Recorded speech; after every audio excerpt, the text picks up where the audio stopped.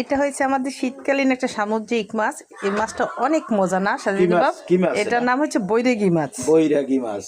এটাকে আমরা হলুদ মরিচ মশলা দিয়ে মাখিয়ে তারপর একসাথে বসিয়ে দিই, ওঠার আগে একটু ধনিয়া পাতা দিই, বাস।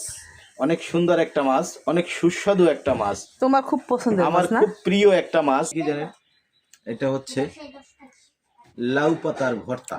লাউ পাতা শুধু, আর অন্য কিছু নাই না? না, এটার ভিতরে লাউ পাতার ভর্তা। আর হচ্ছে এইটা হচ্ছে যে আমাদের সেই বৈরাগী মাছ। বৈরাগী মাছ সাগরের সেই সুস্বাদু মাছ, যেটা আমরা সব বাসাতেই, বিশেষ করে শীতের এই মাছটা পাওয়া যায়। এই মাছটা আমরা শীতেই শুধু পাই, এছাড়া আর পাই না। এটা আমরা খুব মজা করে খাই। এবং এই যে ধনিয়া পাতা দিয়েছেন, কাঁচা মরিচ, পেঁয়াজ, হলুদ মরিচ দিয়ে একসাথে মাখিয়ে মানে রান্না করতে হয়।